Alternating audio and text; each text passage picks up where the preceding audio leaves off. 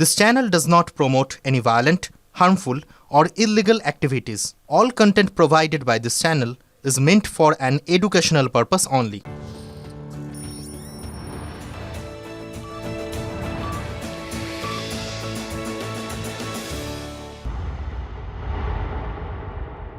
হাদি হত্যার প্রতিবাদের নামে বাংলাদেশ জুড়ে অরাজকতা চলছে। ঢাকা জুড়ে জ্বলছে আগুন, বেছে বেছে হত্যা করা হচ্ছে হিন্দুদের, ভেঙে গুঁড়িয়ে দেওয়া হয়েছে বঙ্গবন্ধুর দুটি বাড়ি। ঝাড়খণ্ড বাংলাদেশের সাংস্কৃতিক পীঠস্থান ছায়ানট, হামলা চালানো হয়েছে একের পর এক সংবাদ মাধ্যমের অফিসে। বুলডোজার দিয়ে ভেঙে দেওয়া হয়েছে আওয়ামী লীগের অফিস। পরিস্থিতি সামলাতে অবশেষে নামানো হয়েছে র্যাব এবং আজ সন্ধ্যায় ঢাকায় ফিরছে হাদির দেহ। ঢাকা বিমানবন্দর জুড়ে কড়া নিরাপত্তা। তার আগে ছবিগুলো আপনাদেরকে দেখাচ্ছি। এক বর্বরতার ছবি গোটা বাংলাদেশের বিভিন্ন প্রান্তে, সেই ছবিটা কোথাও দেখা যাচ্ছে। এই মুহূর্তে আপনারা দেখতে পাচ্ছেন গোটা ঢাকার জুড়ে যে অরাজকতা চলছে, যেভাবে আগুন জ্বালানো হচ্ছে, বেছে বেছে হিন্দুদের অত্যাচার করা হচ্ছে, ভেঙে ঘুরিয়ে দেওয়া হয়েছে বঙ্গবন্ধুর দুটি বাড়ি। ঝাড়খণ্ড বাংলাদেশের সাংস্কৃতিক পীঠস্থান ছায়ানট, হামলা চালানো হয়েছে একের পর এক সংবাদ মাধ্যমের ওপর। সংবাদ মাধ্যমের অফিসে সাংবাদিককে খুন করা হয়েছে, বুলডোজার দিয়ে ভেঙে দেওয়া হয়েছে আওয়ামী লীগের অফিস। এই এখন বাংলাদেশের অবস্থা। আজ সন্ধ্যাবেলা তার মধ্যেই হাদির দেহ ঢাকায় ফিরবে। ঢাকা বিমানবন্দর জুড়ে কড়া নিরাপত্তা। বাংলাদেশের বিক্ষোভকারীদের ক্ষোভের আগুনে পুড়ল একাধিক প্রথম সারির সংবাদ মাধ্যমের অফিস। প্রথম আলোর অফিসে আগুন, চলল ভাঙচুর। ডেইলি স্টারের অফিসেও ভাঙচুর চালানো হয়েছে, আগুন জ্বালিয়ে দেওয়া হয়েছে। বাংলাদেশের পরিস্থিতির দিকে আমরা নজর রেখেছি। আমাদের সঙ্গে এই মুহূর্তে রয়েছেন বিশিষ্ট অতিথি, তার সঙ্গে কথা বলবেন নিউজ রুম থেকে এই মুহূর্তে আমাদের পলিটিক্যাল এডিটর অনির্বাণ সিনহা রয়েছে এবং আমাদের সঙ্গে বাংলাদেশের প্রাক্তন তথ্যমন্ত্রী রয়েছেন। অনির্বাণ দা, ওভার টু ইউ। ধন্যবাদ নিমা। বাংলাদেশের প্রাক্তন তথ্যমন্ত্রী আরাফাত আমার সঙ্গে রয়েছেন। আরাফাত, আপনাকে স্বাগত জানাচ্ছি আমাদের TV9 বাংলার তরফ থেকে। এবং আপনার কাছে আমার প্রথম প্রশ্ন, যা চলছে এই মুহূর্তে বাংলাদেশে, আমরা সবাই জানি, গোটা বিশ্ব জানে এই মুহূর্তে, তার জন্য প্রাথমিকভাবে বাংলাদেশের তথ্যমন্ত্রী হিসেবে বিশেষ করে সংবাদ মাধ্যমের উপর এই যে আক্রমণ, সেটাকে তার জন্য আপনি কাকে দায়ী করবেন বা কাদের দায়ী করবেন? ধন্যবাদ আপনার প্রশ্নের জন্য।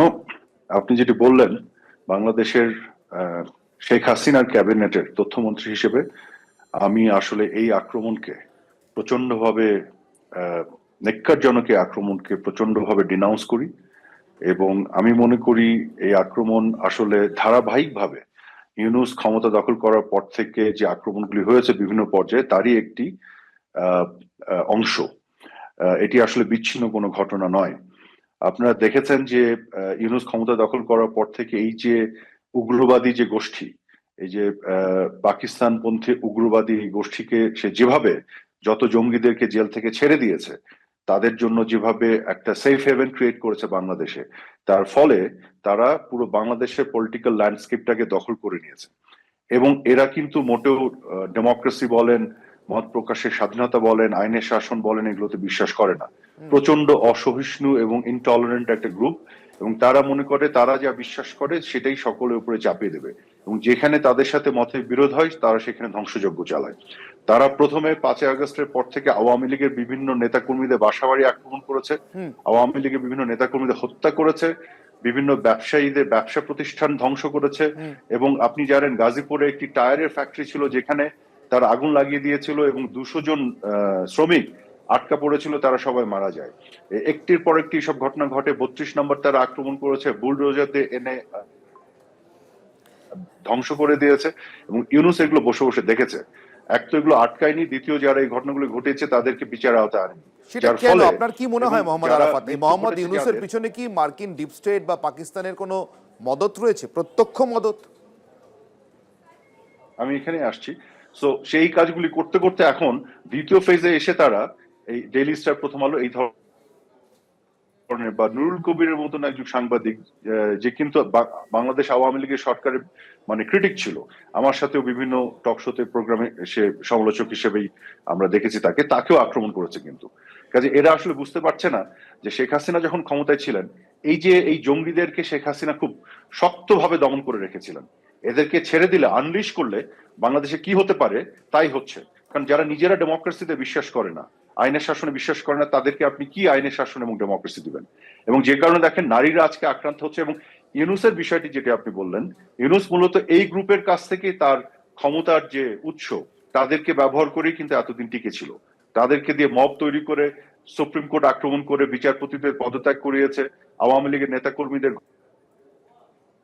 ঘরবাড়ি আক্রমণ করিয়েছে, এবং বিভিন্ন সাংবাদিকরা বিভিন্ন পর্যায়ে যখন ইউনূস সরকারের সমালোচনা করেছে তাদেরকে হুমকি ধামকি দিয়েছে, গণমাধ্যমগুলোতে গিয়ে তারা মব তৈরি করে তাদেরকে আক্রান্ত করেছে, এবং ইউনূস এদের এগেনস্টে কোনো ব্যবস্থা নেয়নি, বরং যারা আক্রান্ত হয়েছে তাদের বিপক্ষে মিথ্যা মামলা দিয়ে তাদেরকে জেলে ঢুকিয়েছে। আজকে এই ডেইলি স্টার প্রথম আলো এই পর্যায়ে এসে আক্রান্ত তাহলে কি ধরে নেব এদেরকে আমি এই দেখছি মুহূর্তে যে রাস্তায় নামানোর পিছনে ইউনূস তার পরিকল্পনাটা কি? নির্বাচন বানচাল করা? অ্যাবসলিউটলি ইউনূসেরই তো এরা লোক, এরা হচ্ছে ইউনূসের হ্যান্ডম্যান, এবং এরা হচ্ছে সবাই উগ্রবাদী যে জঙ্গি গোষ্ঠী যারা মূলত সবাই প্রো পাকিস্তানি। এবং 1971 সালে মুক্তিযুদ্ধের সময় বাংলাদেশ যখন স্বাধীনতার জন্য যুদ্ধ করছিল, আমাদের পার্শ্ববর্তী বন্ধু রাষ্ট্র ভারত যখন আমাদের সহযোগিতা করছিল, তখন এই যে আজকে যে উগ্রবাদী দেখছেন এদের বাপদাদারা রাজাকার হিসেবে পাকিস্তানের সাথে হাত মিলিয়ে বাঙালিকে নিধন করছিল, বাঙালি নারীদের ধর্ষণ করছিল। কাজে এই যে রাজাকার, আলবদর, আল শামস, এই যে যারা কোলাবরেটর পাকিস্তানি আর্মি, তাদেরই তো এরা বংশধর। কাজে এরা হচ্ছে ইসলামিক যে র্যাডিক্যাল ইসলামিস্ট যাদেরকে আমরা বলি, উগ্রপন্থী জঙ্গি, এরাই হয়ে গিয়েছিল বা এখনো আছে ইউনূসের ক্ষমতার উৎস। এদেরকে এইভাবে ব্যবহার করতে করতে আজকে বাংলাদেশ এই জায়গায় এসে পড়েছে। ইউনূস কিন্তু মোহাম্মদ আরাফাত আপনার কাছে এই যে আপনি বলছেন ৭৫ সালে 15ই আগস্ট থেকে বারবার যে শক্তিগুলোর বিরুদ্ধে লড়ে আপনারা স্বাধীন বাংলাদেশ, গণপ্রজাতন্ত্রী বাংলাদেশ তৈরি করেছিলেন, সেই শক্তিগুলোই বারবার মাথাচাড়া দিয়েছে, এবং একবার নয় বারে বারে। সর্বশেষ মাথাচাড়া দেওয়াটা সব থেকে দুর্ভাগ্যজনকভাবে, সব থেকে ক্ষতিকরভাবে। সেখানে আমি জিজ্ঞাসা করব, আওয়ামী লীগের যে দীর্ঘ শাসন বাংলাদেশে একটা সময়, তাতে কি কোথাও হেফাজতে ইসলামের মতো শক্তির সঙ্গে আপনাদের যে আপোষ, সেই আপোষটা দায়ী বলে মনে করেন? যখন ব্লগার খুন হয়েছে আপনাদের আমলে, আপনারা তো একদম শিকড় থেকে এই সমস্যাটাকে উপড়ে ফেলার চেষ্টা করেননি? আচ্ছা, না, এইখানে আমি এটাকে আমি একটু অন্যভাবে বলবো। আমরা কিন্তু কখনোই উগ্রবাদী কোনো শক্তির সাথে আপোষ করিনি বা অপশক্তির সাথে আমরা কখনোই করিনি। আপনাকে বিষয়টা যেটা বুঝতে হবে যে বাংলাদেশে একটা বিশাল সংখ্যক মাদ্রাসা ভিত্তিক কমিউনিটি আছে। এখন এই মাদ্রাসা ভিত্তিক কমিউনিটি যারা, তাদেরকে আপনি কি করবেন? আপনি উপরে ফেলবেন কি করে? এটা তো একটা ইকোনমিক রিয়ালিটি বাংলাদেশের, শত শত বছর ধরে এগুলো তৈরি হয়েছে, এবং তারা বিভিন্ন মানুষের দানের উপরে ভিত্তি করে চলে। এবং বাংলাদেশের গ্রামে গঞ্জের একসময় যেটি ছিল, খুব সাধারণ দরিদ্র পরিবারের সন্তানদেরকে ওখানে পাঠিয়ে দিত, কারণ ওখানে থাকার একটা জায়গা হতো, তারা একটা শিক্ষার ব্যবস্থা পেত, তারা খাওয়া দাওয়ার একটা ব্যবস্থা পেত, এবং তারা কিন্তু ওই অর্থনৈতিক যে বাস্তবতার মধ্যে গড়ে উঠেছে। এবং এগুলো তো আপনি উপরে ফেলে দিতে পারবেন না। শিক্ষা চলেছে দীর্ঘদিন ধরে, জঙ্গিদের মগজ ধরাই চলেছে, তারই তো ফল ভোগ করছেন আপনারা এবং বাংলাদেশের মানুষ এখন। এক্স্যাক্টলি সেখানে আওয়ামী লীগ সরকার যেটি করার চেষ্টা করেছিল, মূলধারার যে শিক্ষা ব্যবস্থা, আধুনিক শিক্ষা ব্যবস্থাটাকে অনেক বেশি অ্যাফোর্ডেবল করার চেষ্টা করেছিল, যে কারণে আমরা বছরের শুরুতে বিনামূল্যে বই দেয়া বা একটা মিড ডে মিলের ব্যবস্থা করা, এই ধরনের আমরা কিন্তু অনেক ধরনের প্রোগ্রাম হাতে নিয়েছিলাম। কিন্তু আপনাকে মাথায় রাখতে হবে যে শত বছর ধরে, 200-300 বছর ধরে যে বিষয়টা তৈরি হয়ে গেছে, সেটা 10-15 বছরে আপনি এটার একটা বিকল্প তৈরি করে ফেলা যায় না কিন্তু। আর ইসলামিক র্যাডিক্যালস যারা, তারা তো সবসময় ভিতরে এই ধরনের তাদের কর্মকাণ্ড চালিয়ে গেছে। তো সেখানে আমরা যেটা আপোষ করি না। আপনার কাছে আপাতত আমার শেষ প্রশ্ন মোহাম্মদ আরাফাত, আপনার কাছে আমার শেষ প্রশ্ন, আমার সহকর্মী লিমার আরো কিছু প্রশ্ন আছে আপনার কাছে।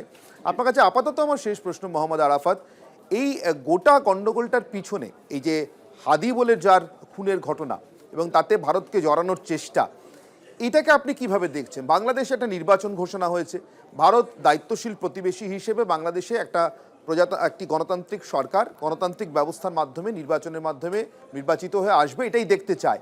আমরা প্রতিবেশী দেশ হিসেবে এটুকুই আমাদের কাম্য, এর বাড়তি কোনো আশা ভরসা বা আকাঙ্ক্ষার জায়গা আমাদের নেই, কোনো হতাশার জায়গাও নেই।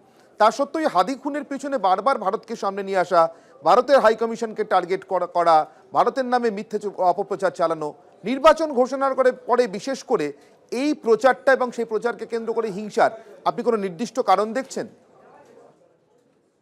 যে এটা একটি চমৎকার প্রশ্ন করেছেন। দেখুন, আমার নিজেরও ব্যক্তিগতভাবে ভারতের কেন্দ্রীয় কোন নেতার সাথে যখন কথা হয়েছে বা ক্যাবিনেটের কারোর সাথে কথা হয়, আমি সবসময় একটা জিনিস দেখেছি, আগেও এবং এখনো, যে সবসময় তারা যেটা মনে করে এবং আমরাও যেটা মনে করি যে ভারত এবং বাংলাদেশ দুটি পার্শ্ববর্তী রাষ্ট্র হিসেবে বন্ধুত্বের একটি সম্পর্ক থাকবে, কোঅপারেশন কোলাবোরেশন সম্পর্ক থাকবে এবং দুটি দেশই শান্তিপূর্ণভাবে একটা ডেমোক্রেটিক প্রসেসে উন্নয়নের ধারায় এগিয়ে যাবে। বাংলাদেশ যদি উন্নত বাংলাদেশ হয় এটা ভারতের জন্য ভালো, ভারতে যদি পিস অ্যান্ড স্টেবিলিটি থাকে, উন্নয়ন থাকে, এটা বাংলাদেশের জন্য ভালো। এটা একটা ইতিবাচক দিক থেকে আমরা এটা চিন্তা করি এবং সেটাই হচ্ছে বাস্তবতা। কিন্তু যে এলিমেন্টটা আজকে বাংলাদেশে উগ্রবাদের জন্ম দিয়েছে তারা তো আসলে প্রো পাকিস্তানি এলিমেন্ট। এরা একটা ডিফারেন্ট লেন্সে বাংলাদেশ ভারতের সম্পর্ক দেখে। সেটা হচ্ছে পাকিস্তানের যে মিলিটারি এস্টাবলিশমেন্ট, যারা ভারতকে মানে ফ্রম দ্য ভেরি অনসেট তারা চিন্তা করে এটা একটা শত্রু রাষ্ট্র। কাজে ভারত বিরোধিতাই এদের মূল পুঁজি, মূলধন, যেটাকে তারা বিনিয়োগ করে তাদের অপরাজনীতির অংশ হিসেবে মানুষকে ইনস্টিগেট করে এবং এই ধর্মীয় উগ্রবাদী অংশকে তারা এক্সাইটেড করে। সো এই যে অপরাজনীতি বা অপশক্তি, সেইটার কারণে এই ঘটনাগুলো ঘটছে। এখন আপনি দেখেন হাদি যে ছেলেটা, সে বাংলাদেশের একটা ছেলে, তাকে যে হত্যা করেছে বলে দাবি করা হচ্ছে সেও বাংলাদেশের সিটিজেন। ঘটনাটা বাংলাদেশের ভিতরে ঘটেছে এবং ইউনূস সরকারের কোনো অফিসিয়াল স্টেটমেন্ট পেয়েছেন যে সাসপেক্ট সে ভারতে ঢুকে গেছে? তার কাছে কিন্তু এরকম কোনো প্রমাণ নেই এবং অফিসিয়ালি কিন্তু বলেওনি। তাহলে ভারত তো এখানে কোনো ইনভলভই না। আপনি তারপরও ভারতের হাই কমিশনারকে ডেকেছেন, ডেকে তাকে বলছেন, কি বলছেন, যে যদি ভারতে যেয়ে থাকে তাহলে সহযোগিতা করতে। তো আপনার নিজের ল এনফোর্সমেন্ট কি করছে? আপনার দেশের ঘটনা, যে ভিকটিম সে আপনার দেশের, যে পারপেট্রেটর আপনার দেশের, সবকিছু আপনার দেশের। ভারত একটা নেইবারিং কান্ট্রি, ভারতের এখানে ইনভলভমেন্ট কি করে হলো? কিন্তু তারা এটা ইন্টেনশনালি ভারতের এগেইনস্ট এই সেন্টিমেন্টটা বিল্ড আপ করেছে গত কিছুদিন ধরে। কারণ এটাই তারা বিল্ড আপ করছে কেন? Because they want to utilise it, capitalise this against and to create that anti-Indian sentiment, এই যে উগ্রবাদকে তারা আরো উস্কে দেওয়ার জন্য। এটা হচ্ছে তাদের পলিটিক্যাল চালাকি। এদেরকে আমি শক্তি বলি না, বলি অপশক্তি। এদের রাজনীতিকে আমি রাজনীতি বলি না, বলি অপরাজনীতি। বেশ, অনেক ধন্যবাদ মোহাম্মদ আরাফাত আমাদের সঙ্গে সময় দেওয়ার জন্য এবং আপনার মূল্যবান মতামতের জন্য। বাংলাদেশের প্রাক্তন তথ্যমন্ত্রী, প্রাক্তন বলছি কিন্তু তার সঙ্গে সঙ্গে এই কথাটা আপনাদের স্মরণ করিয়ে দেব, যেভাবে প্রাক্তন হয় একটি নির্বাচনের মাধ্যমে অপসারিত হয়ে, সেভাবে এরা কেউই প্রাক্তন হননি। শেখ হাসিনা সহ এরাই বাংলাদেশের শেষ গণতান্ত্রিক নির্বাচনে, স্বীকৃত নেতা, মন্ত্রী এবং সাংসদ ছিলেন, এখনও আছেন। বাংলাদেশে যে সরকারটি এই মুহূর্তে চলছে সেটি একটি জঙ্গিদের সরকার এবং একটি উচ্ছেদকারী সরকার। আপাতত ধন্যবাদ মোহাম্মদ আরাফাত। সরাসরি হাসনাবাদে নজর রাখবো বরিবর্তন সংকল্প যাত্রায়। বক্তব্য শুভেন্দু অধিকারী। হিসাব হবে আপনার মালিককে হারিয়েছি আমি, শুভেন্দু অধিকারী বলে গেলাম আপনাদের কাছে। বাংলাদেশের ছবি দেখেছেন, দীপু দাসকে হিন্দু বলে পুড়িয়েছে, দেখেছেন? ছবি দেখেছেন? প্রতিবাদ করবেন না, প্রতিবাদ করবেন না। হিন্দু হিন্দু হিন্দু হিন্দু হিন্দু হিন্দু। এখানকার আপনাদের কারোর উপকার হয়নি। উপকারটা হয়েছে কার জানেন? উপকারটা হয়েছে দুজনের। একজন বিড়ি বান্ত শহীদুল গাজী, বিড়ি বান্ত না, আগে শহীদুল বিড়ি বান্ত তো 100 কোটির মালিক, হ্যাঁ তো? আর এই অঞ্চলের উপপ্রধান নাম কি? শহীদুল শেখ। ও কি করত? একজন বিড়ি বান্ত, আরেকজন মুড়ি ভাজত। আমি আজকে বলে গেলাম, শাহজাহান কোথায়? শাহজাহান কোথায়? তোমার দেখা নাই রে, তোমার দেখা নাই। শহীদুল গাজী আর শহীদুল শেখ, আমি এবারে হিঙ্গলগঞ্জে ঘন ঘন আসবো, সন্দেশখালীর মতো ফাঁকা করবো। আমাকে হেল্প করবেন তো? হেল্প করবেন তো? হেল্প করবেন তো? আপনারা হেল্প করবেন তো? হেল্প করবেন তো? জয় জয় শ্রীরাম, জয় জয় শ্রীরাম, জয় জয় শ্রীরাম, জয় জয় শ্রীরাম, জয় জয় শ্রীরাম, জয় জয় শ্রীরাম, জয় জয় শ্রীরাম। 24 তারিখে সাগরে যাচ্ছি, আর জানুয়ারির প্রথম সপ্তাহে হিঙ্গলগঞ্জে আসছি। সেদিন মিছিল নয়, মাঠ ভরিয়ে দেবেন সবাই। জল দিতে পারবো না, পয়সা নেই। মুড়ি খাওয়াতে পারবো না, ভাত তো দূরের কথা, অত টোটো অটো দিতে পারবো না। আসবেন তো সবাই, আরো বেশি সংখ্যায় আসবেন, 45 মিনিট ভাষণ দিব। আজকে হাইকোর্ট বলেছে যে আজকে সভা নয়, মিছিল করুন। মিছিল 6টার মধ্যে শেষ করতে বলেছে। 6টা কটা বাজে? 5:15, 45 মিনিট আগে শেষ করলাম। আর বাপ্পা মিত্র আর মেহেদি হাসান আপনারা দেখুন আর লুচির মতো ফুলুন। অশান্ত বাংলাদেশ থেকে পালিয়ে ভারতে ঢোকার চেষ্টা। দক্ষিণ দিনাজপুরের গঙ্গারামপুরের কাটাবাড়ি সীমান্তে আটক 5 বাংলাদেশি। সীমান্তে হাই অ্যালার্ট জারি করা, নজরদারি চালাচ্ছে বিএসএফ। ধৃত বাংলাদেশিদের জেরা করছে বিএসএফ।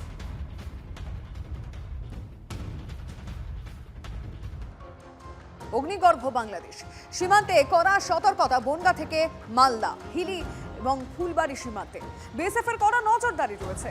অরাজকতা, বাংলাদেশে বিক্ষোভের আগুন কোনোভাবেই যাতে এপারে এসে না পৌঁছয় তা আগেভাগেই করা ব্যবস্থা রাখা হচ্ছে। অনুপ্রবেশকারী রুখতে সীমান্ত সিল, জলপথে অতিরিক্ত নজরদারি বিএসএফ এর।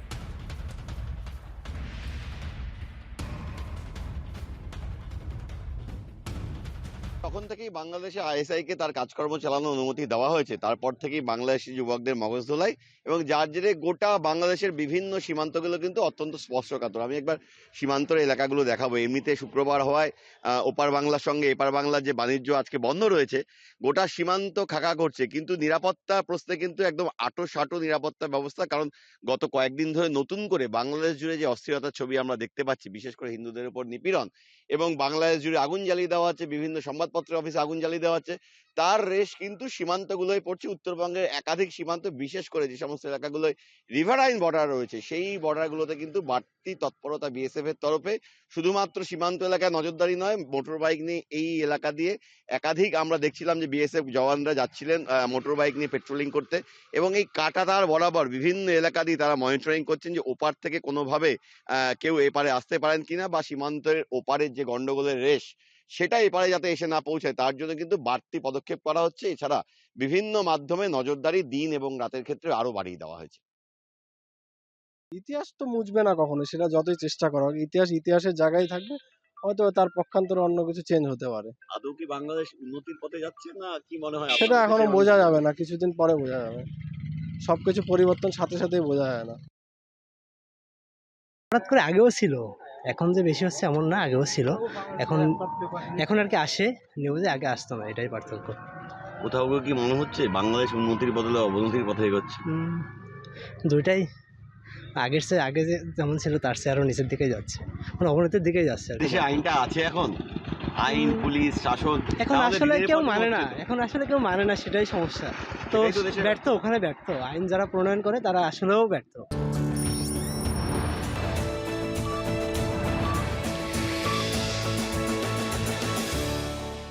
রবিবার বিকেল 5:30টায় TV9 বাংলা ঘরের বাইরে সিজন 3 বাংলা সিরিয়াল ও ওটিটির বিগেস্ট সেলিব্রেশন।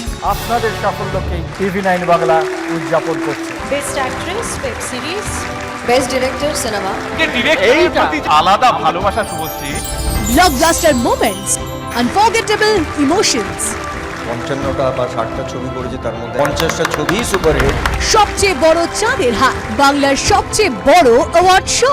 আমরা সবসময় আগে ছিলাম। We have that strong legacy. TV9 Bangla ঘরের বায়োস্কোপ অ্যাওয়ার্ডস রবিবার বিকেল 5:30টায় TV9 বাংলায়।